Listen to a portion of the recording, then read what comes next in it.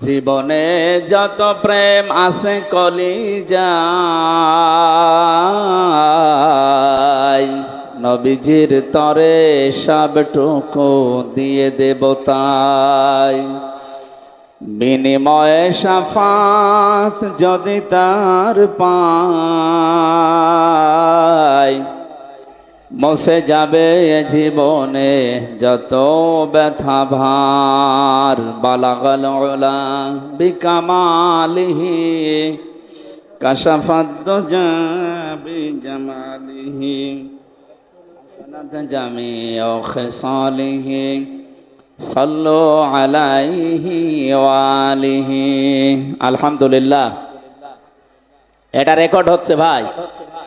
রাজশাহীর মানুষ, এটা একটু পরে সারা পৃথিবীতে ছড়িয়ে যাবে। একটা আঙ্গুল এভাবে করলেও এটা ছড়িয়ে দেবে। আপনারা যেভাবে আওয়াজ দিচ্ছেন, রাজশাহী জেলার বদনাম হয়ে যাবে।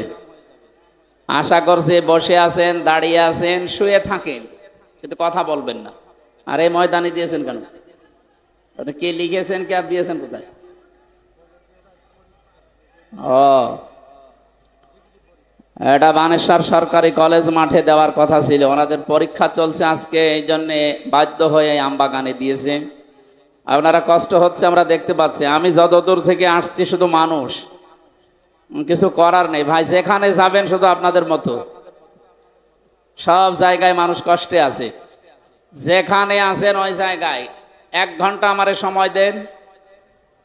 আমি আশা করছি আপনাদের কাছে আপনারা কথা বলবেন না, যা করেন কথা বলবেন না। দাঁড়িয়ে থাকেন, দেখতে না পেলে কালকে ভিডিও দেখবেন, কিন্তু কথা বলবেন না। এরপরও কথা বলছেন কে? রাজশাহী জেলার পটিয়া থানার অন্তর্গত বানেশ্বর হাফিজিয়া মাদ্রাসার উদ্যোগে ঐতিহাসিক তাফসিরুল কোরআন মাহফিলের স্বনামধন্য সভাপতি আমার আরাফাতের ভাই আলহাজ খলিলুর রহমান সরকার, প্রধান অতিথি শাইখুল মাশায়েখ, রাজশাহীর কৃতি সন্তান বিশিষ্ট রাজনীতিবিদ, রাজশাহী জেলা বিএনপির আহ্বায়ক শ্রদ্ধাভাজন বড় ভাই জনাব আবু সাইদ চাঁদ। 3 বছর আমি কারাগারে ছিলাম। কারাগারের ভেতরে সবচাইতে আনন্দ পেয়েছিলাম এই চাঁদ নামে এই মানুষটার হংকার শোনার পর। যদিও তাকে কষ্ট দিয়েছি, আল্লাহ রাব্বুল আলামিন তার এই জিহাদকে যেন কবুল করে। জালেম বাদশার সামনে হক কথা বলা, এটা সবচাইতে বড় জিহাদ, যেটা চাঁদ ভাই করেছিলেন। আমরা সামনে তাকে জনগণের খাদেম হিসাবে দেখতে চাই। আল্লাহ যেন কবুল করেন। আল্লাহর এলমে যদি জানা থাকে যে তার দ্বারা মানবতার সেবা হবে, আল্লাহ যেন অবশ্যই ওই জায়গায় পৌঁছিয়ে দেয়। এ মাহফিলে এতক্ষণ যারা আলোচনা রাখলেন, মাওলানা মুফতি মোজাম্মেল হোসেন কামাল, মাওলানা হোসাইন আহমেদ মাহফুজ, হাফেজ মাওলানা মুফতি আবুল হোসেন, মাওলানা হাফেজ হাফিজুর রহমান, হাফেজ মাওলানা মুফতি শাহাদত হোসেন, উপস্থাপনায় যিনি আছেন, যার মাধ্যমে এসেছি সেই কুষ্টিয়া থেকে পর্যন্ত, আমার আরাফাতের ভাই, মক্কা মদিনায় গেলে আমি যার আশ্রয়ে থাকি, শ্রদ্ধাভাজন বড় ভাই, ইসলামিক চিন্তাবিদ হাফেজ মাওলানা রুহুল আমিন, রুহুল কুদ্দুস, আতালাল্লাহু উমরাহু ওয়া বারাকাল্লাহু ফি হায়াতি, বলেন আমিন। মঞ্চে বসা আছেন রাজশাহীর গণ্যমান্য ব্যক্তিবর্গ, সামনে বসা মুসলমান ভাইরা, পর্দার আড়ালের সম্মানিতা মা এবং বোনেরা। মেয়েদের জন্য মনে হয় সেরকম ব্যবস্থা নেই। কলেজ, ওরকম কলেজ 5টা লাগবে। রাস্তায় যে মহিলা দেখলাম, ওরকম কলেজ 5টা লাগবে। এই যে এখানে আসার সময় দেখলাম বিভিন্ন জায়গায় মেয়ে লোক দাঁড়িয়ে আছে, বসে আছে। কি করবে? আপনারা আয়োজক যারা এটা ঠিক করেননি। আরো আপনি জানেন যে আসলে লক্ষ লক্ষ মানুষ হয়, মিলাদের মতো জায়গা করেছে।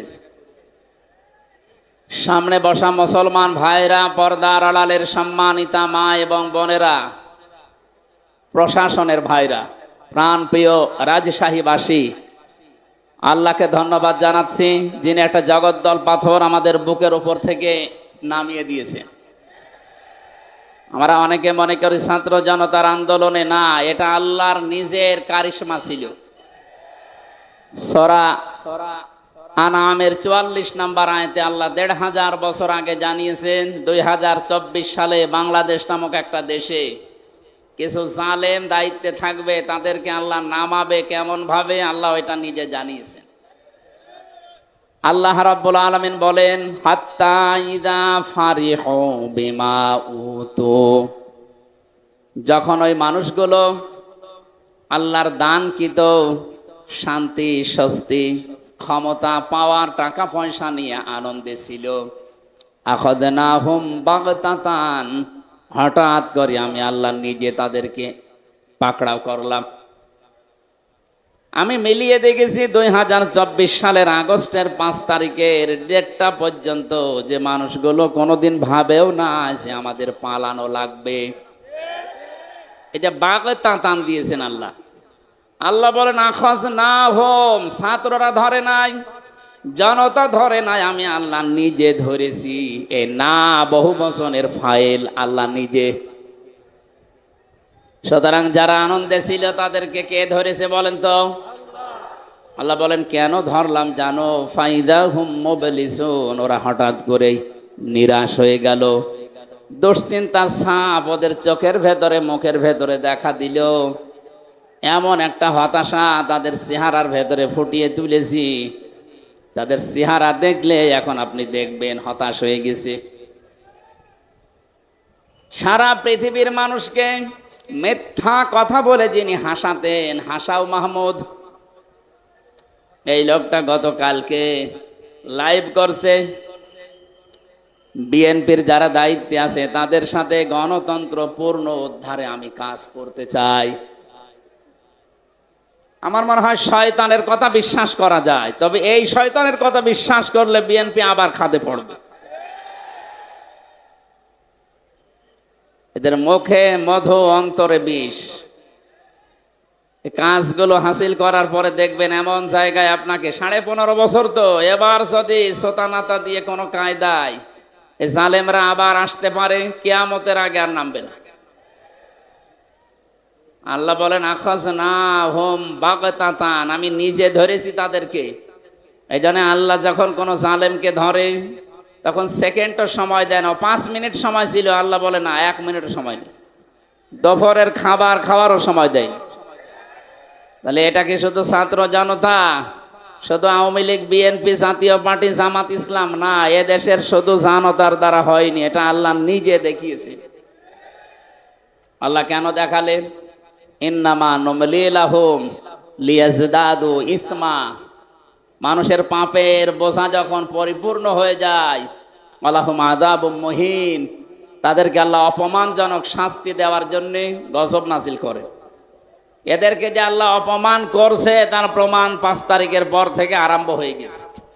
জালেম যেখানেই সেখানে আল্লাহ অপমান করছে।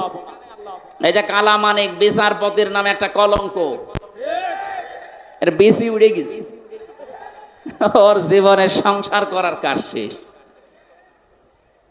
আমি শুনলাম নাকি ওর বেশি একটা গেছে, ওর বাকিটাও চলে যাওয়ার দরকার ছিল। শয়তান, ও বেশি দিয়ে কি করবে?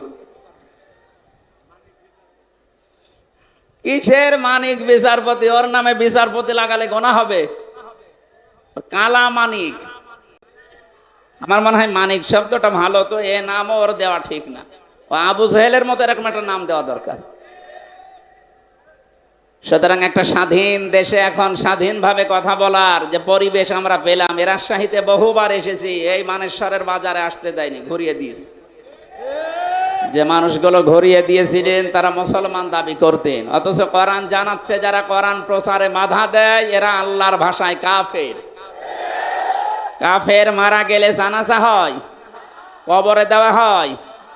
ওপেন বলছি, যারা এই 15.5 বছরে কোরআনে কারিম বাধা দিয়েছেন সে সেভাবেই দেন। 14 জায়গায় পারমিশনের নাম নিয়ে বাধা দিয়েছেন, হওয়া অনুষ্ঠান বন্ধ করে দিয়েছেন, আলেমদের মাইক কাড়ে নিয়েছেন। আপনারা মারা গেলে আমি আশা করব এদের যেন জানাজা কবরে না দিয়ে আগুন দিয়ে পুড়িয়ে ফেলা হয়, কারণ ওই এমনও জাহান্নামে যাবে। আমি আগে থেকেই আগুন ধরিয়ে দিই।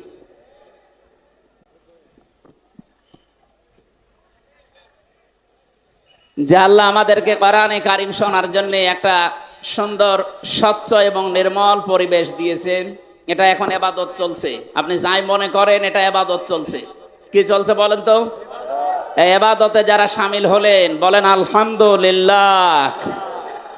এখানে আসা সবার ভাগ্য হয়নি, বহু মানুষ আমি রাস্তায় দেখেছি। সেই আসছিলাম ভবানীগঞ্জ থেকে, বিশেষ করে এই যে এখান থেকে 8 কিলোমিটার আগে থেকে আমি রাস্তার মাইল পোস্ট দেখছিলাম, সব জায়গায় শুধু মানুষ আর মানুষ।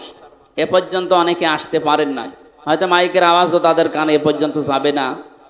যারা এসেছি আল্লাহ আমাদেরকে অবশ্যই কোরআন এবং হাদিসের নির্দেশ অনুযায়ী আমি দেখতে পাচ্ছি আমাদেরকে ভালোবেসেছেন। এক ড্রাইভার যাচ্ছিল তার মালিকের সাথে কনসার্টের অনুষ্ঠানে। কোথায়? কনসার্ট দেখার জন্য। ড্রাইভারটার ভেতরে আল্লাহর ভয় আছে, এই জন্য মালিককে বলছে, স্যার আপনি একটু আমার সময় দেন, আমি একটু ফরজ নামাজটা পড়ে আসি, আজান হয়ে গেছে, হাইয়া আলাস সালাহ হাইয়া আলাল ফালাহ। সফলতা পেতে হইলে এখন আমাকে সেজদা দেওয়া লাগবে।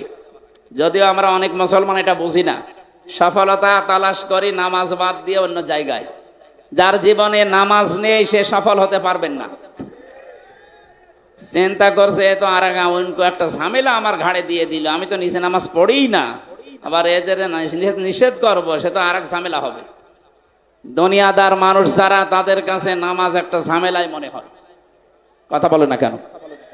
না, এই কথা ঠিক আছে, নামাজ আসলে একটা ঝামেলা।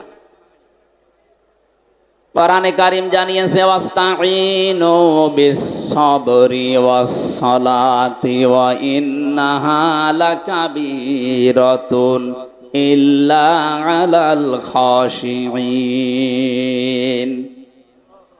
তোমরা সাহায্য চাও আল্লাহর কাছে নামাজ এবং ধৈর্যের দ্বারা। এই পৃথিবীতে নামাজ একটা কঠিন, একটা ভারী বিষয়, কিন্তু তাদের জন্য না যে মানুষগুলো তাদের রবকে ভয় করে চলে। যত কঠিন হোক না কেন, যারা আল্লাহকে ভয় করে মাস্ট বি তারা সময় হলে নামাজ পড়বেই। রাজশাহী বাসী লোকটা নামাজ আদায় করার পর চিন্তা করছে, আমার মালিক তো বাইরে দাঁড়িয়ে আছে, ওনার তো গুরুত্বপূর্ণ কাজ না, উনি কনসার্টে যাবে, দেখে আমি আল্লাহর তাসবিহগুলো একটু আদায় করে যাই। সাহেব বসে চিন্তা করছে এত দেরি হবে কেন, সবাই বেরিয়ে চলে যায়, ও বেটা করে কি? জালানার ফাঁকা দিয়ে উকি মেরে দেখে ও কর গুনতেছে, আঙ্গুল গুনতেছে। চিন্তা করে আল্লাহ এ কি করলাম, এরা মাঝে মাঝে বাজার করতে পাঠায়, এক মাসে কত টাকা আত্মসাৎ করেছে, সব একেবারে নিরিবিলি হিসাব করছে। দুনিয়াতে যে যেই চিন্তাধারা নিয়ে চলে সে তার বিপরীতকে ওই চিন্তারই মনে করে। জালানার ফাঁকা দিয়ে ডাক দিয়েছে, ওই বেটা আর কতক্ষণ, কিসের হিসাব করিস? হিসাব না, জিকির করছি। চিন্তা করে ধারণা করলাম কি, আরে হলো কি, ঠিক আছে বের হবি না, আমার অনুষ্ঠানে দেরি হয়ে যাচ্ছে। ভেতর থেকে আওয়াজ দিচ্ছে মালিক, যে আল্লাহ আপনাকে বাইরে থেকে মসজিদ পর্যন্ত আসতে দেয় না, ওই আল্লাহ কেন একটা অজানা আবেশের কারণে, অজানা একটা নির্দেশে আমাকে এই মসজিদ ঘর থেকে বাইরে যেতে দিতে চাই না। এ উদাহরণ দিয়ে আমি বোঝাতে চাই, যারা এখনো পর্যন্ত কোরআনে কারিমের আওয়াজ, আজ কয়দিন পর্যন্ত আপনাদের মাইকিং চলছে, পোস্টার হয়েছে, কোরআনে কারিম শোনার জন্য, বলার জন্য অমক অমক আসবে, কথাও ঘোষণা দিয়েছে, এত কিছু জানার পরেও যারা আসে নাই, আমার আল্লাহ পাক তাদেরকে ময়দান পর্যন্ত কবুল করেন নাই। অন্তত আমরা যারা আজকের এই সর্বশ্রেষ্ঠ ইবাদত কোরআনের এই অনুষ্ঠান, নবীজির ভাষায় আফদালুল ইবাদাতি তিলাওয়াতুল কোরআন, সেই হিসাবে এই উত্তম অনুষ্ঠানে যারা এসেছি, যেভাবে এসেছি, আল্লাহ যেভাবে আমাদেরকে নিয়ে এসেছেন, আমরা আশা করছি আল্লাহ আমাদের প্রতি একটু বেশি দয়া দেখিয়েছেন। বলেন আলহামদুলিল্লাহ। দরুদ আর সালাম পড়ছি আমাদের নবী মুহাম্মদুর রাসূলুল্লাহ সাল্লাল্লাহু আলাইহি ওয়াসাল্লামের প্রতি। আমাদের আজকের আলোচনার বিষয়, আমরা কোরআনে কারীম থেকে যে আয়াত পড়লাম, এই আয়াতকে সামনে নিয়ে কথা বলবো ইনশাআল্লাহ। বাংলাদেশ সহ বিশ্বের বহু জায়গায় আজকের আয়াতের ভেতরে একটা শব্দ আছে, এই শব্দটা নিয়ে খুব ঝামেলা আছে, এটা আমরা নিরসন করতে চাই। যেহেতু শুধু বাংলাদেশে না, এটা রেকর্ড হয়ে সারা দুনিয়ায় ছড়িয়ে যাচ্ছে। যে বিষয়টা নিয়ে ভেজাল আছে এটা আমরা নিরসন করব, তার নাম হচ্ছে দিন। নাম কি? দিন মানে রাতের পরে যেটা আসবে ওই দিন বলেন না। পরা কোরআন শরীফের ভেতরে আল্লাহ 19টা অর্থে দিন শব্দটাকে নিচে ব্যবহার করেছেন। আমরা যে অর্থে দিন বুঝি এই অর্থে ওখানে নেই। তাহলে আমরা আন্দাজে দিন অর্থ যেটা বুঝি, দিন মানে ধর্ম, এটা নেই। দিন মানে 19টা অর্থে কি কি পাওয়া যায় আমি কোরআন থেকে কোড করে করে আপনাদেরকে ডেলিভারি দিচ্ছি। আপনি বাস্তবে মিলিয়ে দেখবেন আসলে আপনি দিন মানেন কিনা। এ পৃথিবীর দিকে তাকান, যা দেখতে পান আর যা দেখতে পান না সব সৃষ্টি আমার আল্লাহর দিনের সামনে মান মস্তক অবনত করে দিয়েছে। আফা গায়রা দীনিল্লাহি ইয়াবগুন ওয়ালাহু আসলামা মান ফিস সামাওয়াতি ওয়াল আরদ তাওআন ওয়া কারহাও ওয়া ইলাইহি ইরজাউন। আল্লাহ পাক বলেন, হে পৃথিবীর মানুষেরা, তোমরা কি আমার বিধান বাদ দিয়ে দুনিয়ার অন্য কোন নিয়ম নীতি বিধান তালাশ করো নাকি? অথচ আসমান আর জমিনে যা আছে ইচ্ছায় অনিচ্ছায় আমি আল্লাহর দ্বীনের সামনে, আমার সামনে মাথা নত করে দিয়েছি। সবাইকে আমার কাছে ফিরে আসা লাগবে। আয়াতটা শুনতে কয়েক সেকেন্ড সময় লেগেছে, বুঝতে অত তাড়াতাড়ি বোঝা যাবে না। এত কথা আল্লাহ আয়াতের ভেতরে প্রবেশ করিয়ে রেখেছেন। আমাদের যে হায়াত আছে, আমরা যদি সারা জীবনে ওই আয়াতটা নিয়ে আলোচনা করি, হায়াত শেষ হয়ে যাবে, এ কোরআনের কথা শেষ হবে না। আমরা ওই মন নিয়ে এখন শুনতে চাই। কোরআনে কারিমের আপনি তাফসিরুল কোরআন মাহফিল লিখে দিয়েছেন, আমরা তাফসির আকারে কথা বলবো ইনশাআল্লাহ। কি আপনারা শুনবেন না? একটা আনন্দের বিষয়, আজকে আমেরিকায় নির্বাচন হচ্ছে, কালকে হয়তো রেজাল্ট হবে। চপ্পু মিয়া আজকে ভাষণ দিয়েছে, দেখেননি? উনি আবার এই জালেমাকে ফের ফিরিয়ে নিয়ে আসার জন্য চেষ্টা চালাচ্ছে। 9 দফা দিয়ে যারা জীবন দিল, 3732 জন অলরেডি জীবন দিয়ে ফেলেছে, 2780 জন অলরেডি হাসপাতালের বেডে কাতরাচ্ছে। তারা এই জালেমাকে আবার ফিরিয়ে নিয়ে আসবেন আর আপনাকে জনগণ ছেড়ে দেবে এমনি এমনি, এরকম ভেবে বসে আছেন। এই জন্য চপ্পু মিয়া, আমি আশা করব আপনি যে পজিশনে আছেন ওই জায়গাটার দাম আছে, কিন্তু আপনার মতো মানুষের তো দাম থাকার কথা না। আপনি এই 15.5 বছরে এই জালেমাদের সাহায্য সহযোগিতায় নিজেও লিপ্ত ছিলেন। এই জন্য যে লোকটা জানে যে আমার উপরে যে আছে সে জালেম, জানা শোনার পরে যদি কেউ সাপোর্ট করে, তার সাথে থাকে, নবীজি বলেন সে আমার উম্মত থেকে বের হয়ে যায়। তাহলে এই চপ্পু সহ যারা এতদিন এই 15.5 বছরে জালেমদের সহযোগী ছিল, জেনে শুনে ওরা একটাও নবীর উম্মত আছে? নবীর উম্মতের বাইরে যারা, আপনি যে নামে ডাকতে পারেন ডাকেন, হয় ইহুদি বলেন, খ্রিস্টান বলেন, বৌদ্ধ বলেন, হিন্দু বলেন, যা বলেন বলেন, নবীর উম্মত না হলে সে অন্য কিছু। এক কথা বুঝতেছেন না? এখানে যারা আসলেন, আমি একটা আনন্দের বিষয় জানাচ্ছি। আগামীকাল পর্যন্ত যদিও অপেক্ষা করা লাগবে না, রাত 12টার পরে আপনারা খবর পেয়ে যাবেন ইনশাআল্লাহ। আশা করছে আনন্দের কিছু আসবে, যেহেতু জালেমা যিনি পালিয়েছেন তার আবার বন্ধু হয় এই ট্রাম্প। আপনারা সে সরাসরি হোক আর গোপনে হোক বন্ধু হয়। স্বামীর বাড়িতে থাকার পরে যদি কেউ বন্ধুর সাথে খুব বেশি আলোচনায় লিপ্ত হয়, ও স্বামীও ওই রকম। কথা বলেন না কেন? উনি এখন বাইরের বিভিন্ন মোড়লদের কাছে ধর্ণা দিচ্ছে বিভিন্ন কায়দায়। এদেশে বিভিন্ন মানুষের কাছে মোবাইল করে না, ফোন রেকর্ড ফাঁস করে, এগুলো সব কিন্তু এদেশের জনগণ এখন বুঝে ফেলেছে। নিজে নিজেই কল দেয়, নিজেই রেকর্ড করে, নিজে এডিটিং করে, নিজেই ছেড়ে দেয়। মনে করছে দেশের মানুষ এখনো এরকম বোকা আছে। আপনি যদি ডালে ডালে বেড়ান, এদেশের মানুষ এখন পাতায় পাতায় বেড়াচ্ছে। সব বুঝে ফেলি আমরা। কথা বলেন না কেন? উনি এখন ছড়িয়ে বেড়াচ্ছে বিভিন্ন জায়গায় যে আমি নির্বাচিত সরকার, আমাকে উৎখাত করা হয়েছে। এটা ডাহা মিথ্যা কথা।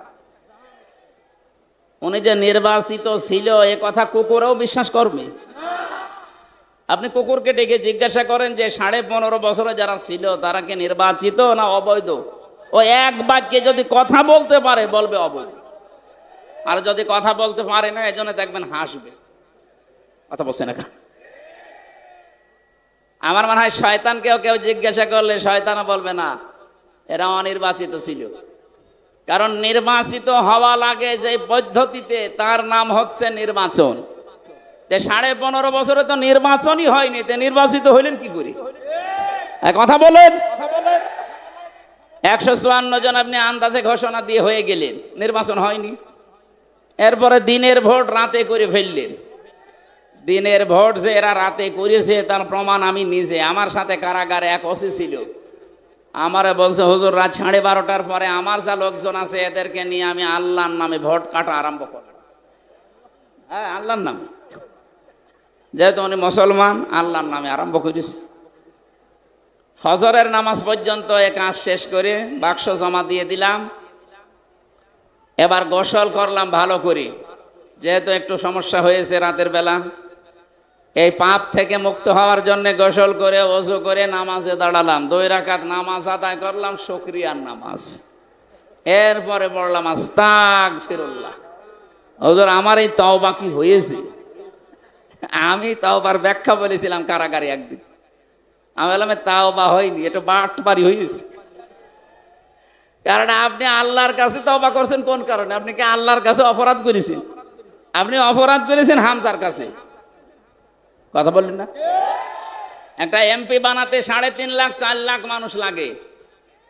আপনি আমাদের রায়গুলো নিজে নিজে দিয়ে নিলেন, আর আপনি এখন তওবা করছেন আল্লাহর কাছে। আল্লাহর কাছে মাফ চাবেন কোন কারণে? আপনি কি আল্লাহর কাছে দোষ করেছেন? দোষ করেছেন আমার কাছে। আমার মতো 4 লাখ হামজার কাছে আগে মাফ চান।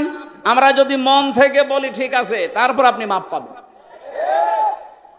এই জন্য এই 15.5 বছরের জুলমের সাথে যারাই জড়িত ছিল, সে নির্বাচন বলেন, মিথ্যা মামলা দিয়ে বলেন, যেভাবে এই হয়রানি করেছেন, আপনি এখন আস্তাগফিরুল্লাহ পড়লে, এই হাসাও মাহমুদের মতো মায়া কান্না করলে আপনার মাফ হবে না।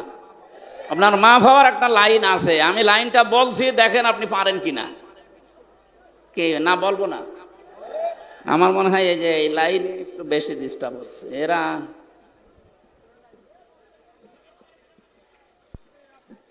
এই আপনারা দেখতে পাচ্ছেন না? আমি দেখতে পাচ্ছি, দেখার দরকার নেই। আপনি কি দেখবেন? কি আমার কি পরিমনের মতো জিনিসপত্র আছে?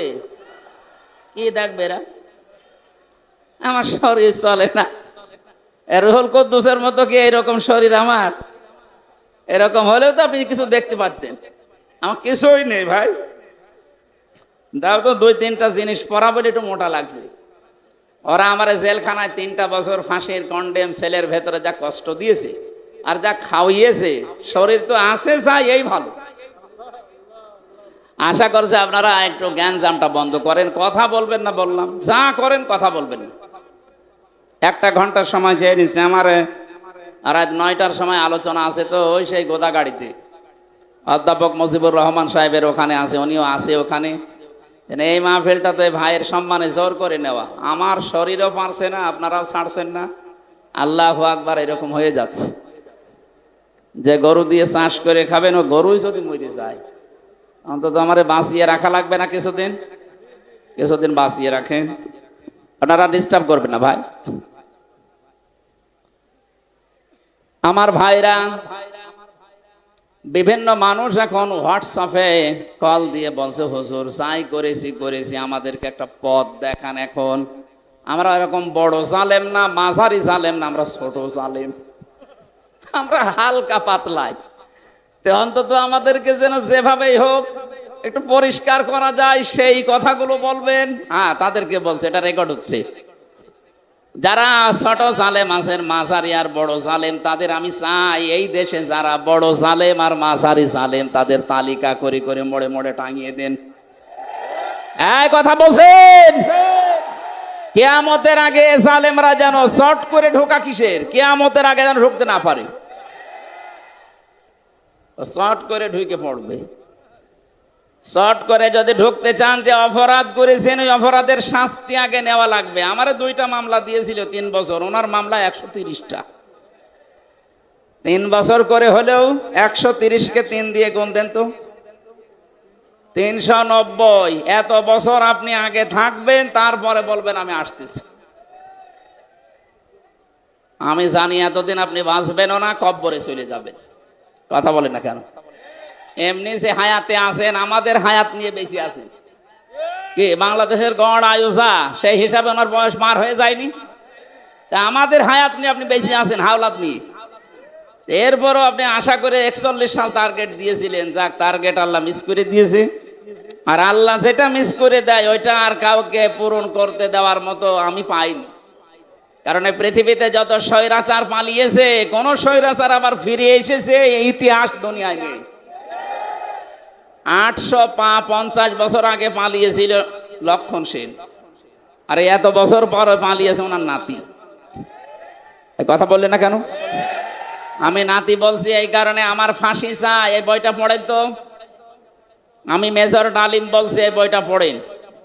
এতদিন বন্ধ ছিল, এখন তো পাওয়া যাচ্ছে, পড়ে দেখেন। উনি যে নাতি লক্ষণ সেনের, এটা প্রমাণ হয়ে যাবে। কারণ বাবা মা দাদা দাদি এই যে উপর পূর্বপুরুষ যারা সব ওই রকমই ছিল। আমি আর নিচে নামলাম না। এরপরেও যদি কেউ না বোঝার ভান করে থাকেন, এদিকে আসেন, কানে কানে বলছে। রাজশাহীবাসী ওনারা যেহেতু ছোট জালেম বলে কল দেয় যে আমাদেরকে আপনারা যেভাবে হোক বাঁচান, আমি বাঁচাতে চাই। আমি চাই না আপনি মরণের পরে আবার ধরা খান।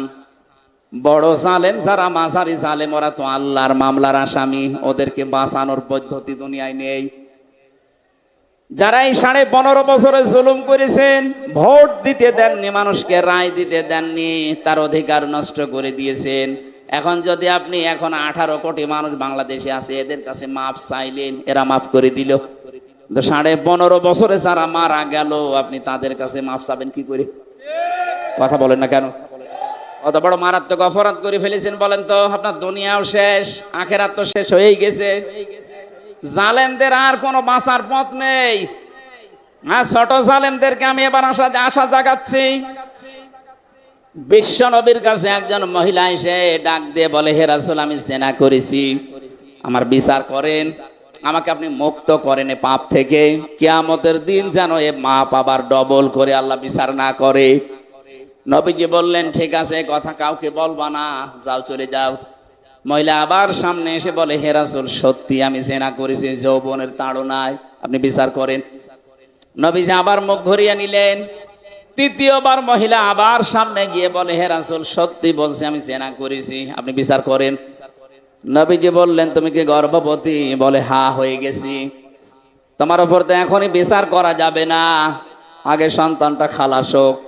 ডেলিভারি হবার পরে সঙ্গে সঙ্গে এসেছে। নবীজি বললেন, এখনই না, অন্তত 2 বছর তোমার স্তনের দুধ পান করবে তোমার এই সন্তানটা, তার অধিকার এটা। আমি দুনিয়ায় মানুষের হক নষ্ট করার জন্য আসি না, এসেছি ভাইয়ের হক ফিরিয়ে দেওয়ার জন্য। মানুষের অধিকার আমি ফিরিয়ে দেওয়ার জন্য দুনিয়ায় এসেছি। এ বাচ্চাটারও অধিকার আছে তোমার স্তনে। ও মুসলমানেরা, আছে এই নবী, ছোট বাচ্চা, তার মায়ের হক যেন নষ্ট না হয়, কত কেয়ারফুল। অথচ আমরা নবীর উম্মত হয়ে যত বড় হচ্ছি, তত হক মারার জম হচ্ছে। এখানে কত আল্লাহর ওলি মার্কা বসে আছে, ভাইয়ের জমি ফাঁকি দিয়ে জাল দলিল করে নিজের নামে লিখে নিয়েছে। আমি 16 সালে হজে একবার দেখেছিলাম, আমার সাথে একজন নিজের ছেলের নামে ভালো ভালো সম্পদ, দোকান এবং বাজারে যে সম্পদ আছে সব লিখে দিয়েছে। আর মেয়ের মাথায় হাত দিয়ে বলছে, মা, তোর জন্য দোয়া করে দিলাম। এটা নির্ভেজাল টাটকা একটা শয়তান। ওর হজ কবুল হওয়া দূরের কথা, জিদ্দার বিমানবন্দরে আসবে না, শাহজালাল বিমানবন্দর তো দূরের কথা। সম্মানিত মা বোনেরা, আপনার স্তনে যে দুধ আল্লাহ দিয়েছেন, এটা আজ অনেকে নিজের সন্তানকে দিতে চাচ্ছেন না, নিজের বডি ফিগার নষ্ট হয়ে যাবে এই কারণে। স্বামীকে বলে, ডানো আনো। আমাদের পাগল পেয়েছে, এত কষ্ট করে জন্ম দিলাম, এরপরে বলছে ডানো আনো। ডানো এনে করবো কি? তোমাকে আল্লাহ ডানো দেয়নি? যে মেয়েরা নিজের স্তনে দুধ সন্তানকে না দিয়ে জমাট করে রাখেন, বিজ্ঞান এখন প্রমাণ করছে তাদের স্তন ক্যান্সার হবার ঝুঁকি বেশি। বডি ফিগার ঠিক করার জন্য আপনি স্তনে দৌড়াটক করে রাখবেন, শেষে গেটে বাদ দেওয়া লাগবে। আমি নিচে নামলাম না, মায়ের সাথী, এই জন্য এই ভুল কাজ কেউ করবেন না। পৃথিবীর কোন জিনিস যদি কেউ এক জায়গায় জমাট করে রাখে দেখবেন নষ্ট হয়ে যায়। আপনি পানি এক জায়গায় রাখেন, দেখেন দুর্গন্ধ তৈরি হবে। এক কথা বলছেন এখানে, পোকামাকড় তৈরি হবে, নষ্ট হয়ে যাবে। কেউ যদি লোহা লক্কড় এক জায়গায় রাখে দেখবেন ওটা জং ধরে গেছে, মরিচা পড়ে নষ্ট হয়ে গেছে। পৃথিবীর কোন জিনিস এক জায়গায় থাকলে ঠিক থাকে না। যত নড়াচড়া করবে, যত চাপবে, তত দেখবেন ভালো জিনিস আসতে থাকবে। নদীর পানি আপনি যত ছেড়ে দেবেন দেখবেন নত স্বচ্ছ নির্মল পানি আসবে। আর যদি জমাট বেঁধে রাখেন পোকামাকড় তৈরি হবে, দুর্গন্ধ তৈরি হবে। পৃথিবীর নিয়ম এইটা, কোন জিনিস এক জায়গায় রাখলে ঠিক থাকে না। ঠিক ক্ষমতাও এক জায়গায় রাখলে ঠিক থাকে না। এই জন্যে তো 15 বছরে এত গরম হয়েছে। ব্যারিস্টার আরমানের মতো মানুষকে 8 বছর আয়না ঘরে রেখে দিয়েছে। আমি 10 দিন মাত্র ছিলাম, আমি দেখেছি বহু দেওয়ালের উপরে লেখা আছে, মোবাইল নাম্বারটা লিখে নিচে লিখে দিয়েছে, ভাইরা যদি বাইরে কেউ যেতে পারেন তে নাম্বারে বলবেন যে আমি বেঁচে আছি। 2 বছর 5 বছর না, কেউ 8 বছর, কেউ 10 বছর, কাউকে 14 বছরের লোক আমি পেয়েছি। এখন এইরকম অপরাধের সাথে যারা জড়িত, ওরা যদি শুধু আস্তাগফিরুল্লাহ পড়েই বলে আমার মাফ হয়ে গেছে, কে বলেছে আপনাকে? আমি যে কথাটা বোঝানোর জন্য বলছিলাম মেয়েদের, আপনারা এই ভুলটা করবেন না। সামনে কিন্তু আপনার সন্তানের প্রতি আপনার মহাব্বত আল্লাহ নষ্ট করে দেবে। কারণ স্তনে যে দুধ আল্লাহ দিয়েছে এর ভেতরে আল্লাহ সন্তানের জন্য আল্লাহ মহাব্বত ঢেলে দিয়েছেন। যদিও দুধ যদি মা পান না করায় মায়ের গোনা হবে না, কারণ এই দায়িত্বটা বাবার। নতুন মনে হচ্ছে না? এখানে আলেম নেই? সূরা বাকারা 2 নাম্বার পারা 17 নাম্বার পৃষ্ঠার 1ম নাম্বার লাইনের 233 নাম্বার আয়াতে আছে, ওয়ালিদাতু ইরদি'না আওলাদাহুন্না হাওলাইনি কামিলাইনি লিমান আরাদা আইয়ুতিম্মার রাদা। আল্লাহ পাক বলেন, পৃথিবীতে আমি দায়িত্ব দিলাম সন্তানকে কমপক্ষে 2 বছর দুধ পান করানো লাগবে। এ দায়িত্ব মায়ের না বাবার? হ্যাঁ, আপনি কি আলেম? শব্দের দিকে খেয়াল করবে তো আলেমরা। আয়াতের দিকে তাকান, লিমান আরাদা আইয়ুতিম্মার রাদা। এখানে মুআন্নাস শব্দ নেই, মুযাক্কার শব্দ আছে। পুরুষের নাম আল্লাহ দিয়েছেন, পুরুষ মা হয় না বাবা হয়? তাহলে সন্তানকে দুধ খাওয়ানোর দায়িত্ব বাবার। বাবার যেহেতু মেশিন পত্র নেই, আছে আর এটা সম্ভব, সেই জন্য মাকে যদি এই দায়িত্ব পালন করতে হয়, মা যদি বলে না আমি করব না, আমারে টাকা দেওয়া লাগবে, এক একটা সন্তানের জন্য আমারে 2 লাখ করে টাকা দেওয়া লাগবে, আপনাকে তাই দেওয়া লাগবে। আমার মনে হয় মাইকে এটা বলা ঠিক হইল না। কারণ আমারও 1 মাস 2 দিন আগে একটা বাচ্চা হয়েছে, ও ছাতা যদি এখন শোনে বলবে 5 লাখ টাকা দাও, নাই তো তোমার মেয়ে তুমি নিজে খাওয়া। আমি একটা বিপদে পড়ে গেলাম। তো না, মা বোনেরা, এটা দায়িত্ব আপনার না। আপনি না খাওয়ালে গোনা হবে না। যদি স্বামীকে বলেন যে 5 লাখ টাকা লাগবে এক একটা সন্তানের জন্য, নাই আমি দুধ দেব না, আপনার ছেলে যা করবেন করেন, শেষে স্বামী যদি বাধ্য হয় 5 লাখ টাকা দিয়ে দুধ খাওয়াতে, তাও খাওয়ানো লাগবে। রুহুল কুদ্দুস সাহেবের 9টা ছেলে মেয়ে, ওনার বউরা যদি বলে এক একটা ছেলে মেয়ের জন্য 5 লাখ, 5 নং কত হয়? 45 লাখ টাকা ওরে দেওয়া লাগবে না। আমি এই মাসলাটা বললাম কোরআনে কারিমের আয়াত দিয়ে, এই কারণে এই দায়িত্বটা, এই কি গো, এই কাজ করলে কথা বোঝানো যায়।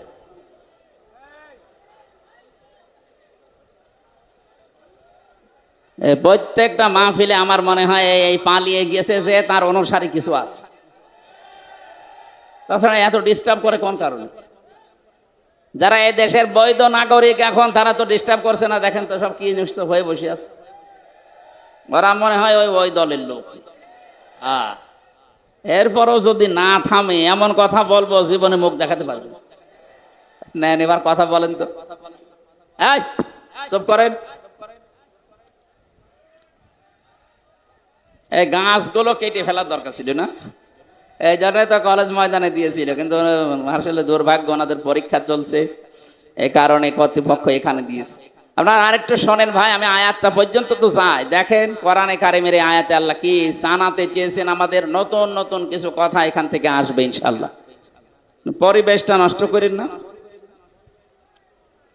মহিলার কথা বলছিলাম এই কারণে, বিশ্ব নবী মেয়েটিকে বললেন যতদিন পর্যন্ত 2 বছর না হবে আমার কাছে আসবে না। বারবার প্রতি রাতে প্রতি ক্ষণে সব সময় বলে, আল্লাহ তুমি আমাকে মরণ দাও, আমার দুঃখ নেই, কিন্তু 2টা বছর আমার হায়াত বাড়িয়ে দাও। এ অপরাধ আমি মাফ করে মুক্ত না করে মরতে চাই না। 2টা বছর পরে যখন শক্ত খাবার খাওয়া শিখেছে, কলে করে নিয়ে আসলেন, হে রাসূল এই দেখেন আমার এই ছেলে শক্ত খাবার খেতে পারে, আপনি আমার বিচার করে আমাকে মুক্ত করেন। নবীজি ওই সন্তানটাকে একটা সাহাবীর হাতে তুলে দিলেন, দায়িত্ব দিয়ে বললেন এই মেয়েটাকে মাটির ভেতরে গেড়ে দাও, চারিদিক থেকে পাথর মারা আরম্ভ করো। হযরতে খালিদ ইবনে ওয়ালিদ বলেন, আমি এমন একটা জোরে নিক্ষেপ করলাম পাথর, মহিলার নাকে লাগার পরে ফিনকি দিয়ে রক্ত আমার শরীরে গেছে। আমি ভৎসনা দিলাম, গালি দিলাম, রাগ করলাম, বড় কঞ্চিত করলাম, নবীজি শুনে ফেলেছেন। বিশ্ব নবীর কানে আওয়াজ যাবার পরে নবীজি বললেন, খালিদ থামো, এ কথা কখনো বলবা না। আমি নবী, তুমি নবী না। আমি যা দেখি তুমি দেখতে পাও না, আমি যা বুঝেছি তুমি বুঝতেও পারো না। আমি দেখতেছি, জিবরাইল আমাকে জানিয়ে গেল এই মহিলার যে কাকুতি মিনতি, যে তাওবা, এর যে শাস্তি দুনিয়ায় নেওয়ার জন্য এত আগ্রহ, আমার আল্লাহ এত বেশি পছন্দ করেছে এর তাওবাটা, যদি দুনিয়ায় কোনো জালেমও এইভাবে তাওবা করে আল্লাহ তাকেও মাফ করে দেবেন না। সুবহানাল্লাহ পড়েছেন যারা, এবার হিসাব করবেন, একটু খেয়াল করে ভাই। আপনাকে আমার ওয়াজ শোনানোর জন্য এসেছে, এটি সামনে চলে আসে, ভালো করে শুনবেন। কেন এই হাদিসটা বললাম, জন্মের পর থেকে এগুলো শুনছেন আমি জানি, কিন্তু এখানে এই শিক্ষাটা আমরা অনেকে জানি না। প্রথম শিক্ষা হচ্ছে, নবীজি ওই মহিলাকে কিন্তু বলতে পারতেন যে তুমি আরব দেশের লোক, এই দেশে তো আরবি ভাষা মাতৃভাষা, তোমাকে আমি একটা দোয়া শিখিয়ে দেই, পড়লেই তোমার গুনাহ মাফ হয়ে যাবে। বলতে পারতেন না? উনি বলতে পারতেন যে আস্তাগফিরুল্লাহ রাব্বি মিন কুল্লি, পড়ে নাও একবার, তুমি যা করেছো মাফ হয়ে যাবে।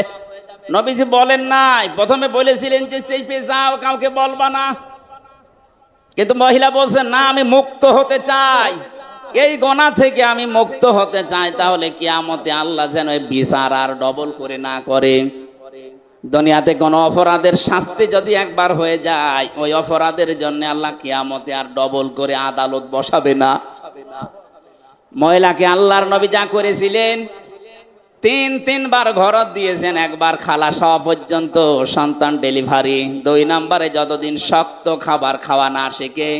এই 2টা বছরের ভেতরে ওই মহিলার যে পেরেশানি ছিল, এই 2টা বছরের ভেতরে দুধ ছাড়া পর্যন্ত যত টেনশন পেরেশানি ছিল, আমার আল্লাহ এই পেরেশানি টেনশনের কারণে তার পেছনের অপরাধগুলো মাফ করে দিয়েছেন।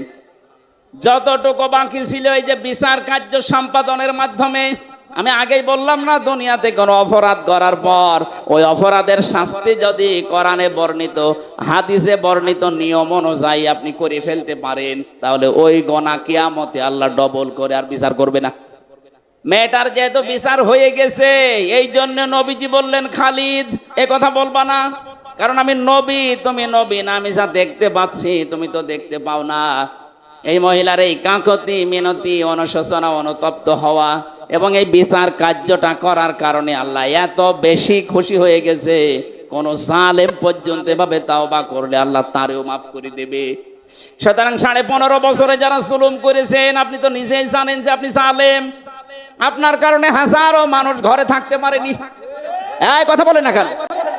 আপনার কারণে হাজারো মানুষের ব্যবসা প্রতিষ্ঠান বন্ধ হয়ে গেছে, আপনার কারণে মিথ্যা মামলায় জর্জরিত হয়ে চাঁদের মতো মানুষ জেল খেটেছে। আমি তো নিরপরাধ, কারণ আমার মামলা কয়েকদিন আগে খালাস হয়ে গেছে। আদালত জানিয়েছে আমার কোনো দোষ নেই, আমি নির্দোষ। তাহলে আমার মতো মানুষকে আপনি 3 বছর তাও জেলে দেননি, দিয়েছেন ফাঁসির কন্ডেম ছেলে। আমার সাথে কেউ যেন দেখা না করে, কথা না বলে, আবার সিসি ক্যামেরা দিয়েছেন। কি করেছিলাম এত? কোরআনের কথাগুলো সেইভাবে আল্লাহ যেই ফোর্সে বলে ওইভাবে বলতাম, এইটাই আমার অপরাধ। তাছাড়া আমি আপনার মেয়ের দিকে তাকিয়েছি, আর আপনার যে মেয়ে ওদিকে তাকানো যায়? কথা বলে না কেন? ওর যে মেয়ে তাকানোর মতো, তার নিজের স্বামী পর্যন্ত চলে গেছে, তো ওর দিকে আমি কি করে তাকাবো? আমি আপনার ঘর ভাঙি নাই কেন? গোপালগঞ্জে আমি এই জীবনে মাত্র একবার গেছি। ঘর ভাঙা দূরের কথা, এখন যারা ঘর ভাঙতেছে বিভিন্ন জায়গায়, আমি ওই যে বড় সালেম আর মাঝারি সালেমের কথা বলছি, ছোট সালেম গুলো বাদ দিন, বড় আর মাঝারি সালেমদের আমি আহ্বান জানাবো, এদের এই জায়গায় বসে বসে যেহেতু এদেশের জনগণের বিরুদ্ধে, আলেমদের বিরুদ্ধে ষড়যন্ত্র করত, কৌশল অবলম্বন করত, এখানে দুর্বিসন্ধি চালাতো, যেখানে মুসলমানদের বিরুদ্ধে ষড়যন্ত্র করা হয় জায়গাটা গজবের জায়গা হয়ে যায়। এই জন্য এই বড় জালেম আর মাঝারি জালেমদের বাড়ি ঘর এগুলো আমার মনে হয় এখন জাতীয় টয়লেট বানিয়ে দেওয়া দরকার, কারণ এগুলো গজবের জায়গা। হাজিকে জিজ্ঞাসা করেন, একটা জায়গা আছে মুজদালিফা থেকে পার হওয়ার সময়টা গজবের জায়গা, খুব তাড়াতাড়ি যাওয়া লাগে। গজবের জায়গাগুলোতে আমরা থাকতে চাই না। অনেকে বলছো খুব দামি জায়গা, দামি জায়গা আবু জেহেলের বাড়ি চাইতে দামি জায়গা। আবু জেহেলের বাড়ি কাবা শরীফের পাশে। আমি কাবা প্রদক্ষিণ করার পরে 7 চক্কর দিলাম, বেশ ভালোই লাগছিল। হঠাৎ উপর দিয়ে ঘুরছি, ওই পাশে পেটে আমার ব্যথা। এক পুলিশকে ডাক দিয়ে বললাম, ইয়া হে ভাই, আমার এতক্ষণ তো ভালোই লাগছিল, এখন আমার পেটে ব্যথা করছে। পুলিশ আমার দিকে তাকিয়ে বলে, ইয়া হাজিউল হুজ্জা তাই না বিলাদুকা? হাজি দেশ কোথায়? জি তুমি বাংলাদেশ। বাংলাদেশ থেকে এসেছি। আমার ওনার ভাষা দিয়ে বলছে, আপনি জানেন না এটা কোন জায়গা? মানে না তো, আবু জেহেলের বাড়ি। আপনি এখনো পায়খানা না করে দাঁড়িয়ে আছেন? তাড়াতাড়ি পায়খানা করে দেখি আমার পেটের ব্যথা ভালো হয়ে গেছে। আল্লাহ আমাকে জানাতে চাচ্ছে, হামজা এত টাকা খরচ করে আসলে আর ওই শয়তানের মুখে পায়খানা না করে চলে যাবা, তাড়াতাড়ি কর। সারা বিশ্ব থেকে যে মানুষগুলো বাংলাদেশ দেখতে আসবে, আমার মনে হয় এই বড় জালেম মাঝারি জালেমদের বাড়িগুলো, রাজশাহীতেও যারা জুলুম করেছে, এগুলো জাতীয় টয়লেট বানিয়ে দেন, মানুষ এসে যেন পেটের ব্যথা দূর করতে পারে। আমি ইঙ্গিত দিলাম, কত দূর গেল আল্লাহ জানে আর আপনি জানেন। এই জন্য আমি আপনাকে বাঁচাতে চাচ্ছি। আপনি যদি ওই মহিলার মতো তওবা করতে চান, তাহলে আপনার দ্বারা যে ক্ষতিগুলো হয়েছে ওই ক্ষতিগুলো আগে পূরণ করেন। আপনার দ্বারা বহু মানুষের ব্যবসা প্রতিষ্ঠান বন্ধ হয়ে গেছে। যত ক্ষতি এই 15.5 বছরে আপনার দ্বারা হলো, ওই টাকাগুলো তারে ফেরত দিন।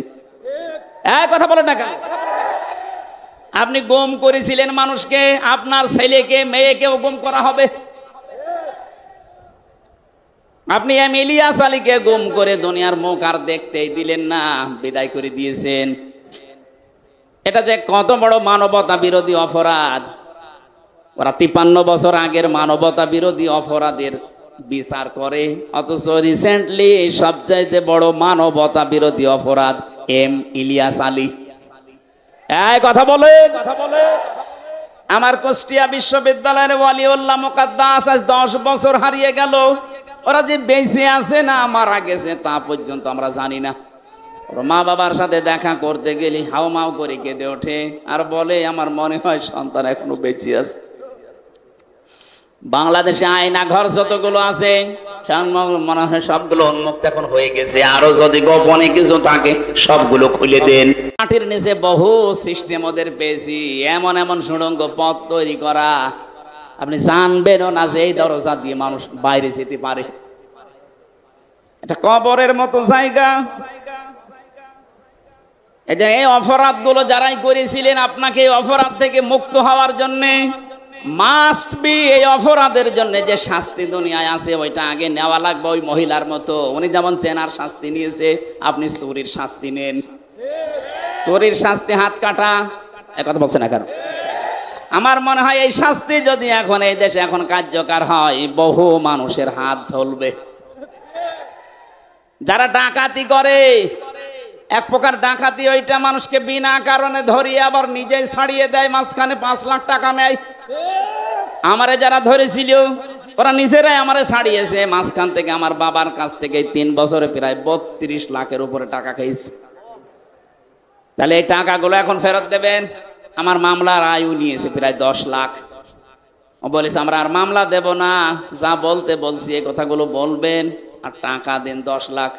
বাবা তো গ্রাম্য মানুষ, ও ভয়ের চোটে টাকা 8 লাখ একদিনে দিয়ে দিয়েছে। ও শয়তানরা কথাও রাখে নাই, পরের দিন আবার আর একটা মামলা দিয়েছে। আপনি কথাটা তো রাখতে পারতেন। এই জন্য আমার কাছে যে অপরাধ করেছেন আমি জীবনও আপনাকে মাফ করব না, আগে আমার ওই 32 লাখ টাকা ফেরত দেন। আর আমার মতো 3 বছর ফাঁসির কন্ডেম ছেলে থাকেন মাটির নিচে, যেখানে আপনি উল্টা করে আমার 11 ঘন্টা ঝুলিয়ে রেখেছিলেন, আমিও ঝোলাবো আপনাকে।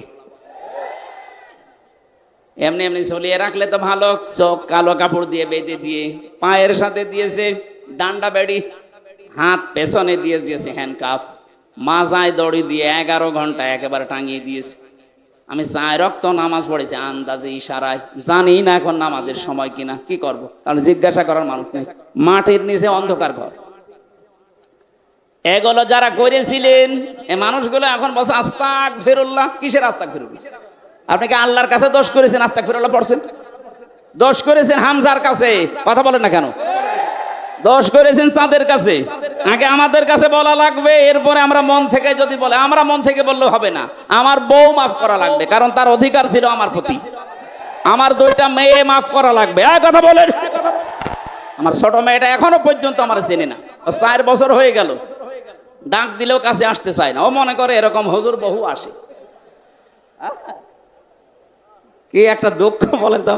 হজে নিয়ে গিয়েছিলাম, এই জায়গায় হুজুর আমার সাথে ছিল, আমার কাছে আসতে চায় না। হুজুর জিনিসপত্র কিনে দেয়, খালি ওর কাছে। আর আমার যতটুকু বাস্তবে আমি দেখতে পাচ্ছি, এদেশের 18 কোটি মানুষ যদি আপনাকে মাফ করে দেয়, ব্যারিস্টার আরমানের বউ মাফ করবে না। মানুষ 2 দিন 5 দিন 1 বছর 2 বছর থাকতে চায় না, মহিলা 8 বছর, ও জানেও না যে স্বামী বেঁচে আছে কিনা। এই সমস্ত অপরাধ থেকে মুক্ত হতে হলে আপনার দ্বারা যতটুকু, যার যে পরিমাণ ক্ষতি হয়েছে, ওই ক্ষতি আগে পূরণ করেন, এরপরে আস্তাগফিরুল্লাহ পড়েন। আমি আশা করছি আমার এই ছোট কথা আপনি বুঝে ফেলেছেন। তাহলে আপনি মাপ পাবেন, কিয়ামতে আল্লাহ আপনাকে ছাড় দেবে। তাছাড়া কিয়ামত পর্যন্ত আস্তাগফিরুল্লাহ পড়েও আপনার কোনো মাপ নেই। আল্লাহ আমাদেরকে এইভাবে তাওবা করার তৌফিক দিন, বলেন আমিন।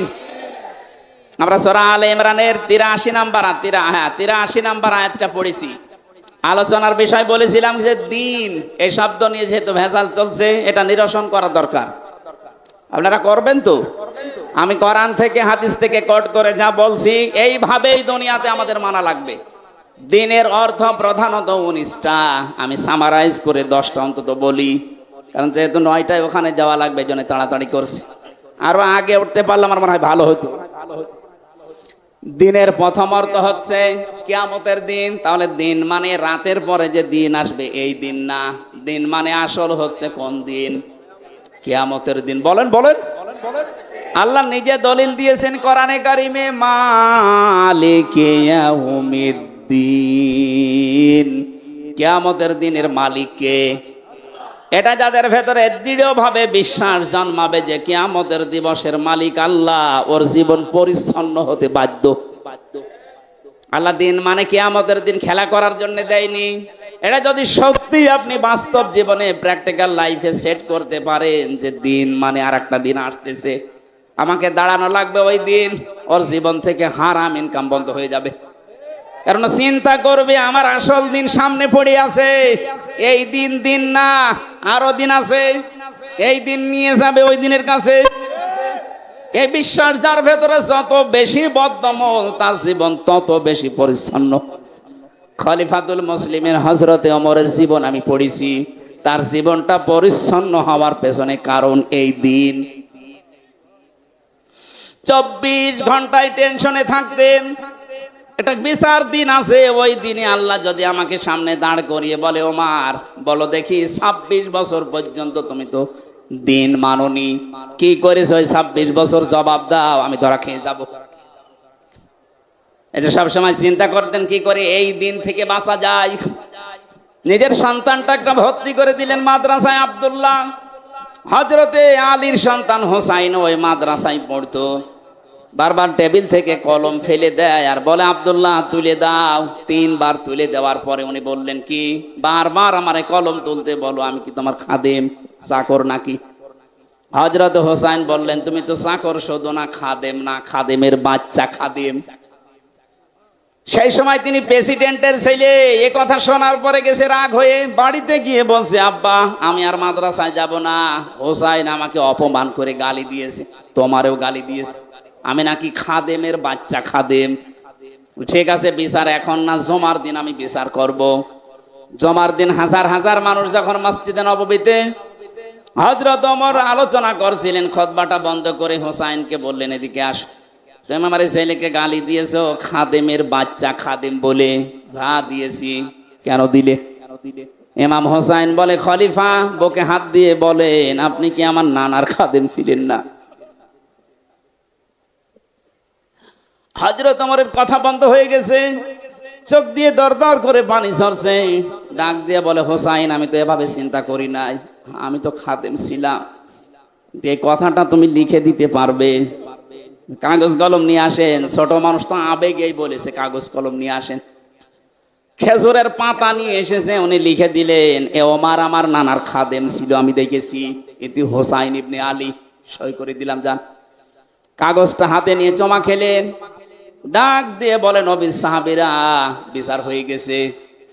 ছোট মানুষ আব্দুল্লাহ তো বোঝে না, বলে, আব্বা বিচার শুরুই করলে না, কি করে হয়ে গেল? হোসাইনকে শাস্তি দিবা না? হযরত ওমর বলে, সন্তান যে শাস্তি পেয়েছি এটা শুধু দুনিয়া না, আখিরাতেও কাজে লাগবে। আমি যখন মারা যাব এই কাগজটা আমার কাফনের ভেতরে দিয়ে দিও। যেই দিন আল্লাহ আমাকে তার সামনে ডাকবে, কিচ্ছু যদি আমার জীবনে কবুল না হয়, কাগজটা দেখাবো। আর রব্বুল আলামিন কিয়ামতের এই কঠিন ময়দানে কোটি কোটি মানুষ আমার সামনে দাঁড়িয়ে আছে। এই কাগজটার দিকে একটু তাকাও, আমার জীবনের কিছু যদি তোমার পছন্দ না হয়, কাগজের দিকে লেখা আছে আমি নবীর খাদেম ছিলাম, এও ছিল আমার মাফ। তারা কিয়ামতের দিন নিয়ে কোন চিন্তায় ছিলেন, আর আমরা আছি কোন ধান্দায়? আমি একা একা মাঝে মাঝে যখন থাকি আমার আনমনা হয়ে যায়, মাঝে মাঝে মনে হয়, আল্লাহ তুমি যদি বলো হামসা 2024 সালের অক্টোবর মাসের 31 তারিখ পর্যন্ত তোরে মাফ করে দিলাম, যা তোর কোনো বিচার নেই, শুধু নভেম্বর মাসের 1 থেকে 5 এই 5 দিনের হিসাব দিয়ে জান্নাতে চলে যা। আমি হামজার যা অবস্থা, এ 5 দিনের হিসাব দেওয়া সম্ভব না। আপনারা পারবেন না? আপনারা পারবেন? দিন খালি নাম শুনে দিন, এটা যে কত ভয়ঙ্কর। বিশ্ব নবী নিজে প্রতিদিন কিয়ামতের এই ভয়াবহ হিসাব থেকে 100 বার আল্লাহর কাছে বলতেন, আল্লাহুম্মা ইউহাসাবু হিসাবা ইয়াসিরা, আল্লাহুম্মা হাসিবনি হিসাবা ইয়াসিরা। আল্লাহ তুমি যাই করো আমার সাথে অন্তত তোমার হিসাবটা সহজ করে দিও। কিয়ামতের ময়দানে 3 প্রকার বিচার আল্লাহ করবেন। 1 নম্বরে আল্লাহর বিচারে কোনো অবিচার থাকবে না। আল্লাহর বিচারে কোনো অবিচার। আল্লাহ যদি ন্যায় বিচার করে কেউ জান্নাত পাবে না। কি কথা বলছেন এখন? আল্লাহ যদি ন্যায় বিচারও করে কেউ জান্নাত যেতে পারবে না। প্রশ্ন আসতে পারে, অবিচার নেই তার বিচার ব্যবস্থায়, ন্যায় বিচার করলেও জান্নাত পাবে না, তো করবে কি? একটা পদ্ধতি আছে। উনি যদি বলে বিনা বিচারে একটা পর্দা দিয়ে চাদর দিয়ে ঘিরে দুনিয়ার মানুষ থেকে আলাদা করে নেবে, আল্লাহ নিজের সামনে দাঁড় করিয়ে বলবে, রুহুল বলতো এই এই করেছিলি, নিজে নিজেই তখন স্বীকার করতে বাধ্য হবে, কারণ জানে যে আমার চোখের পলক আল্লাহর জানা আছে। লজ্জায় নিজের মাথা নত করে বলবে, আল্লাহ আমি করে ফেলেছি, আমার নফসের ধোকায় যৌবনের তাড়নায় আপনি আমারে মাফ করে দেন। এর এই কাকতি মিনতির দিকে তাকিয়ে আল্লাহ যারে মাফ করতে চাইবে শেষে বলবে, যা তোরে আমি মাফ করে দিলাম। যত মানুষ আজকের এই কোরআনের অনুষ্ঠানের সাথে জড়িত, যতটুকু আপনি এগিয়ে এসেছেন এই ওসিলা করে আল্লাহ যেন কিয়ামতে আপনাকে এরকম গোপনে মাফ করে দেন, বলেন আমিন। জানে দিনের এই বিশ্বাসটা পরিপূর্ণ বদ্ধমূল করা লাগবে আমাদের অন্তরে। হযরত ওমর তিনি জান্নাতের একটা সার্টিফিকেট দুনিয়ায় থাকতে পেয়ে গিয়েছিলেন, যে 10 জন মানুষ শোনেন যে জান্নাতের গ্যারান্টি প্রাপ্ত, তার ভেতরে তিনি 2 নাম্বার। তার যদি এই চিন্তা থাকে দিন নিয়ে কিয়ামতের দিন, তাহলে আমাদের কত চিন্তা থাকা দরকার বলেন তো। মা তাজালু কদামা বানি আদম আবদি ইয়াউমাল কিয়ামাতি হাত্তা ইসালান খামসিন আন উমরিহি ফিমা আফনা ওয়া আন শাবাবিহি ফিমা আবলা ওয়া আমালিহি মিন আইনা ইকতাসাবাহু ওয়া ফিমা আনফাকাহু ওয়া আন ইলমিহি মাযা আমিলা ফিহি। মুত্তাফাকুন আলাইহি। বুখারী মুসলিমের যত হাদিস, নবীজি বলেন হযরত ইবনে আব্বাস থেকে বর্ণিত, কিয়ামতে আল্লাহ বিচার যখন শুরু করবেন বান্দাকে অন্তত 5টা প্রশ্ন জিজ্ঞাসা করবে। এর সঠিক জবাব দেওয়ার আগে কেউ সামনেও যাবে না পেছনেও যাবে না, জায়গায় দাঁড়িয়ে থাকবে। তার প্রথমেই জিজ্ঞাসা করবে, ধর একটা জীবন দিয়েছিলাম, আমার 33 বছর বয়স এখন, আমারে বলবে হামজা তোরে 33 বছরের একটা জীবন দিয়েছিলাম, কি করে কাটালি বলতো। 2 নম্বরে তোর একটা যৌবন কাল দিয়েছিলাম, 15 বছর থেকে 45 বছরে একটা যৌবন কাল, কি করে কাটিয়েছি বল। এটা হিসাব যদি দিতে না পারিস আমার যে বানানো জান্নাত তোর কপালে নেই। 3 নম্বরে বলা হবে অর্থ সম্পদ কোন কোন রাস্তা দিয়ে উপায় করলি বল। রাজশাহীবাসী, আপনাকে আমি সত্যিই ভালোবাসি, এই জন্য গোপন কথাটা বলছি। আর সিন্ডিকেট করে করে বাজারে মূল্য বাড়িয়ে দিচ্ছেন অনেকে। আপনার এই সিন্ডিকেটের কারণে আপনি হচ্ছেন আল্লাহর কাছে জালেম। যারা সিন্ডিকেট করে মূল্য বাড়িয়ে দেয় তারা আল্লাহর কাছে জালেম। তিরমিজির হাদিস। আপনার এই অবৈধ টাকা অবৈধ পয়সা ভোগ করার জন্য আপনার মেয়ে আপনার ছেলে আপনার বউ 2 পায়ে খাড়া আছে, কিন্তু এই অবৈধ টাকার জন্য যে গুনাহ যে অপরাধ যে শাস্তি হয়ে গেল এটা কিন্তু ওরা ভোগ করবে না। আপনি একটু আজকে রাত্রে জিজ্ঞাসা করেন তো তোমাদের জন্য কিন্তু এগুলো করতাম, ওরা বলবে করেছেন তাই কি, আমরা ভোগ করতে রাজি আছি কিন্তু পাপ নিতে রাজি নেই। তাহলে এইরকম পাগলামি করা ঠিক হবে? কাদের জন্য কি করছি তারাই যদি স্বীকার না করে নিতে না চায়, সুতরাং আমরা এই পাগলামি যেন না করি। দুনিয়ায় যত পরীক্ষা হয় প্রশ্নপত্র দেওয়া হয়, যেদিন পরীক্ষা হবে সেদিন 2 ঘন্টা আগে দেয়, যখন শুরু হবে ঘন্টা দেবে তখন দেয়।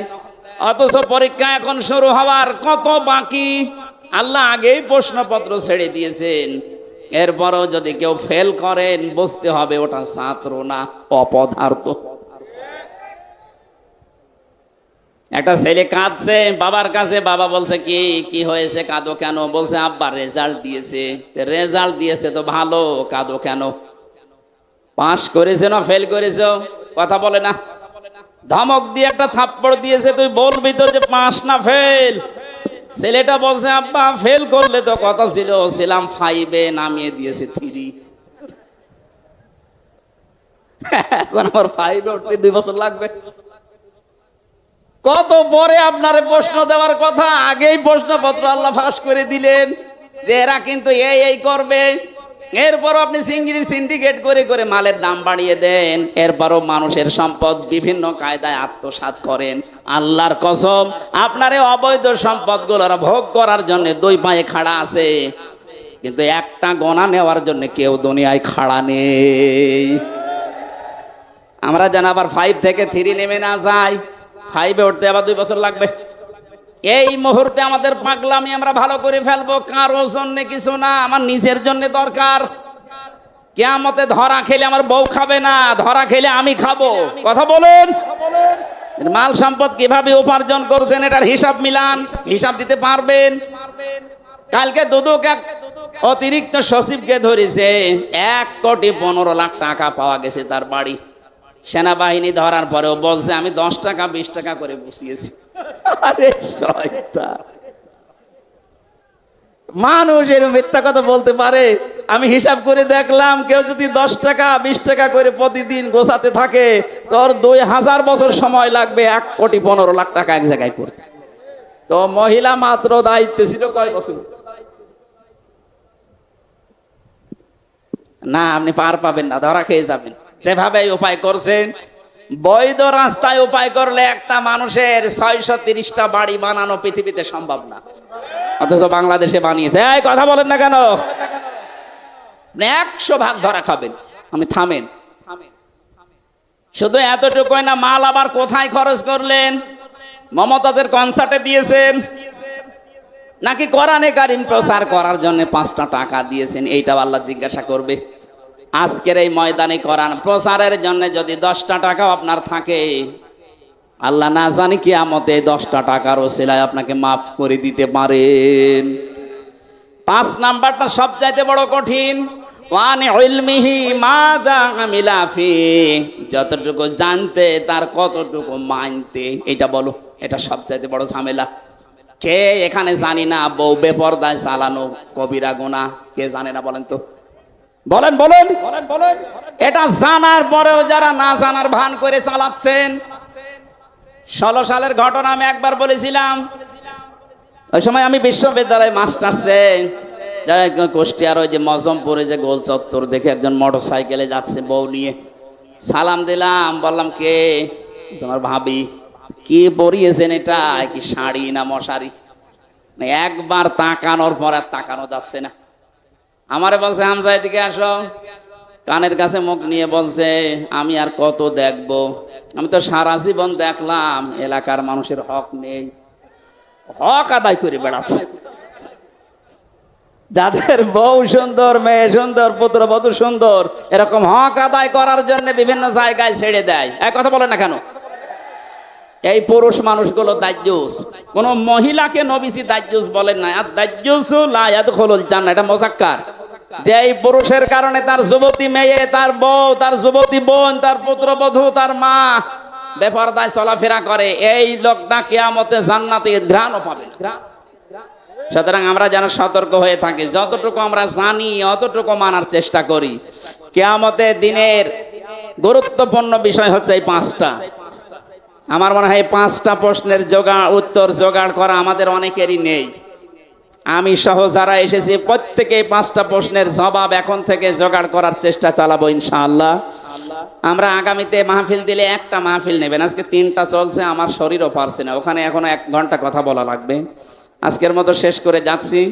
রাজশাহীতে আর একটা অনুষ্ঠান আছে, ওই দিন কথা বলবো ইনশাআল্লাহ। আর রুহুল ভাইয়ের আহ্বানে সাড়া দিয়ে আমি আবার আসবো। আল্লাহ